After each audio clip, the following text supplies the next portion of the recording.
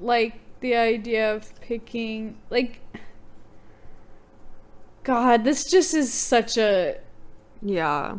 like, this is a very controversial topic. It is. But like for I gene don't editing, know. I could see like making sure that like the because there's like cancer markers, Yeah, like yeah, yeah. editing Like that out, like that's health, okay. health Yeah. related, but like But not appearance like right. wise, like Yeah, make sure they have that's, the color that you want, like the hair color and the eye color, like that's yeah, crazy. But yeah. yeah. Yeah, for health I could see. But artificial wombs, like I don't know about Yeah, I don't like that either. Like, what are we, the Matrix? Like, this right. is. Yeah. Or I mean, yeah, because I could see using one because I don't want to be pregnant, but I wouldn't mind having kids. But like, also you could just adopt. I don't understand. Right. Boy, you'd have to Adopt, make foster. Like, there's so right many kids already that don't or have. exactly. Not that I'm against IVF. Like, I get why people would want to do it. But at the same Yeah, time, like, there are so many kids that need loving homes. right. I just think it'd be crazy if like you paid for an artificial womb just to have your child when you could have adopted a child that's already exists. But it also definitely reminds me of the Matrix. Um, Oh, also, like, yeah, I don't know society wise how that would work. I also was thinking of the movie The Island. Have you seen that? It No. was like in the like maybe 2010 or something. But the island was like these people were living there and they thought like that's the whole world, but they were actually like clones for rich people, so rich people could just like harvest their organs. Oh my Like they god. were like a backup. So Oh I feel my like god. would this lead to that?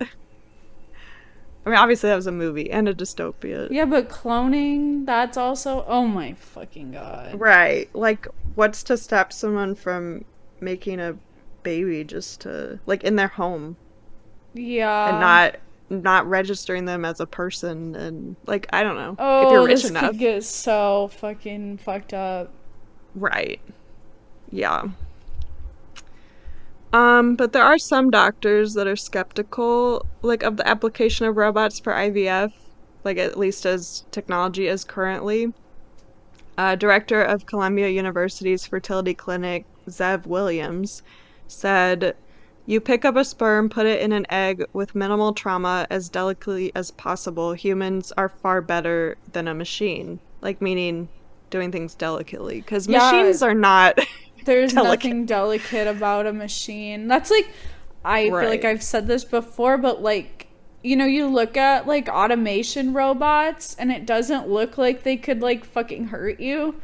But like if Right. you got hit, like they don't stop. When a robot's Right. moving, it doesn't stop. It stops at its position that's programmed to stop Yes. at. It's not going to No stop just matter because what's you in happen its to be way. there. Yeah. Right. Like, you're Yeah. not bumping into the robot and No. you're not stopping it. So like I guess like that is like a thing that like a robot, I don't know if they can make like gentle robots. Right. And it feels like it's kind of jerky, like it from movement to Yeah. movement. Yeah, so right. But I guess they're working on it. I mean, they made two of them already, right? Right. There's two Yeah, the people one out there. company did. Right. Yeah. But yeah, this guy's the Columbia University's fertility clinic has developed a robot, but with a more limited aim. I guess you have to dispense droplets of like a growth medium for embryos to grow in, and like the droplets need to be the exact same size every single time. So like they developed a robot for that. Which is the perfect application of a robot. Exactly. I like that idea. Yeah. Let's keep But them out of the rest of it. right. But another startup company, Fertilis, has developed a so-called microcradle using a new type of additive 3D printing where light beams are aimed to harden liquid polymers. So the idea of the microcradle is an egg, like a single egg could be placed into one and then it could be handled more easily with like small tongs to like move it around. or it could be connected to like other devices, like while still being in the cradle. Okay. So they're working on that. Because a human egg is 0.1 millimeters across, which is like at the limit of what a human eye can see unaided. So like right now, to move an egg, an embryologist has to like suck it up into a hollow needle and then squirt it out again where they need it. Okay. So, yeah, this could work too. Yeah, and it's like better for the eggs to not be moved like that, because that could be traumatic, I guess. Yeah. Yeah, and eggs could like be fertilized inside the cradle and like could grow into embryos while inside the cradle still. So like, but they said they're envisioning it moving through stations of a robotic lab like as if on a conveyor belt. I don't like that. Right. Why do we got to go to that part? Like, can't we just have that so the humans can use it easier? But their aim is to minimize stress to embryos and eggs. But they did say their vision is that one day when a doctor collects eggs from a patient, they'll be deposited directly into a microcradle and from there be nannied by robots until they're healthy embryos. Yep, don't like that either. Right. Another company, Auto IVF, is looking at the process of collecting the eggs from a patient. I don't like that. Well, let me read it because I feel like this one was better, but... normally a patient like is treated with fertility hormones to get you to have like a lot of eggs, and then the eggs are collected by a doctor using a vacuum powered probe, which they're keeping that part like that. But eggs and the ovaries are like floating in liquid debris, I guess, and encased in like protective tissue. So like once the doctor collects it, an embryologist has to manually find each egg and like denude it, they said. Oh. And like by gently cleaning it with a glass straw. So like Auto IVF's looking at testing a device that can spot and isolate eggs and then automatically strip them of like the tissue. Okay. So like this would be after the doctor's already collected them. I'm okay with that. As long as they're not using robots on women. That's where right. Yeah, on an that actual worries me. Yeah, that does worry me. But this seems like where you should have automation, doing these things that take forever and are very difficult to like focus. IVF 2.0 is another startup that was started by Alejandro Chavez Badiola. I hope I said that right. A fertility doctor in Mexico. So this company is looking at the process of picking the best sperm to pair with the egg, because right now, again, you have to have like a human analyzing each sperm to pick the best one. Oh. So they're developing a software to rank and analyze sperm cells swimming in a petri dish. So, like you have to assess a sperm's health by looking at the shape and seeing how well they swim. So like right now, obviously, a human is doing this, and they could only look maybe at like 5 or maybe 10 at a time. But like a computer could look at all of them and assess all of them that's in the picture. So like that, again, I feel like is a good application. Yeah. Yeah, because also that requires like human judgment. Right. Whereas like you could create a good database of, you know what I mean? Like, right. You like, this is what a healthy sperm looks like. Yes. And the computer could easily. Yeah. Yeah. So that's think a that's yes or good. no. Computers are so good at yes and no. Yes. So far IVF 2.0 has been running like head-to-head studies of human and computer picked sperm to see which like led to more babies, like which led to success. And so far the computer does have a small lead. But, like, the company isn't trying to, like, prove that the computer's better. It's just wants to prove that it's, like, just as good as a human. So that it can be... Because also it doesn't need breaks. It doesn't get tired. Like, it doesn't need to be paid. Well, yeah. But, like, I mean, obviously a human, like you said, like, you need judgment. Or, like, your eyes could be tired from looking at stuff, like... And you could always have a human look at it after.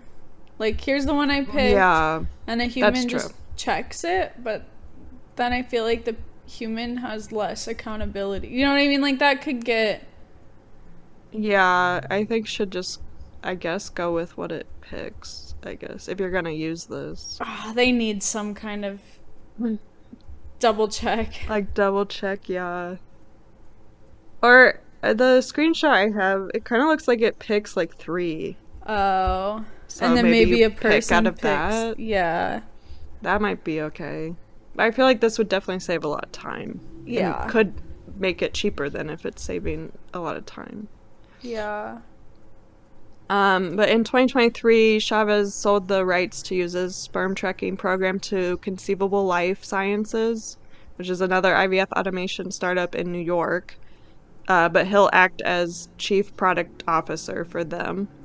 And also, Jock Cohen is joining Conceivable Life Sciences, which I guess he's a embryologist who worked at the British clinic where the first IVF baby was born in 1978. So, like, he's very knowledgeable.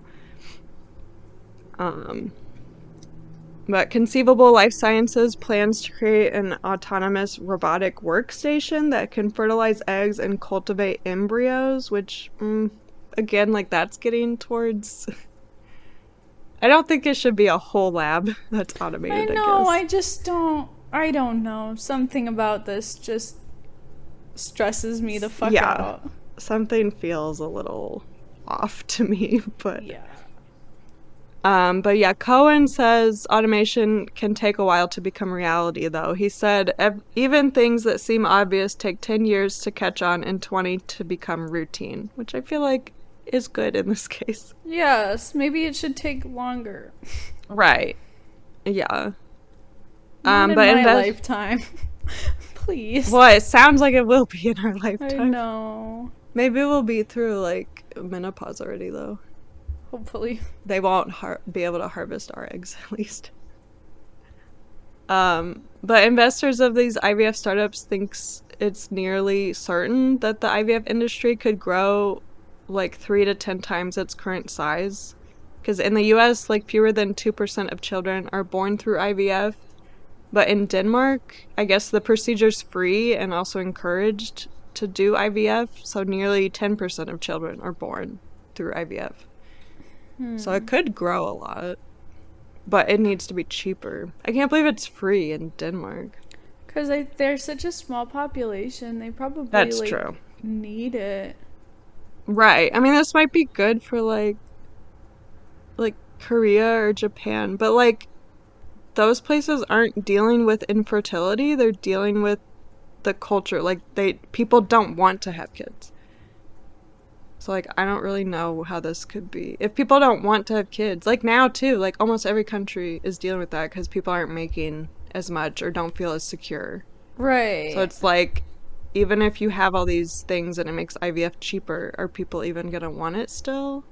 And it's, like, the harvesting process, like, all Yeah. the hormones and stuff. It's not like this brutal. is easy breezy. Yeah, like, Right. I wouldn't even want to donate eggs because it's so, like, grueling. Right. It is a long process and it takes a long time. And it messes with your brain. Like, all those Right. hormones really, like, can mess you up. Yeah. So, I mean, they can't get past that because you have to Right. harvest the egg. I mean, harvesting sperm is super easy, but you have to have women who are willing to donate eggs. Right. But yeah. These innovative ventures are reshaping the landscape of fertility treatments, offering increased efficiency, precision, and accessibility. It's clear that these technologies hold tremendous potential to revolutionize the way we approach assisted reproductive techniques. While there are exciting opportunities for progress, it's crucial to navigate the ethical implications carefully and ensure that these technologies are deployed responsibly.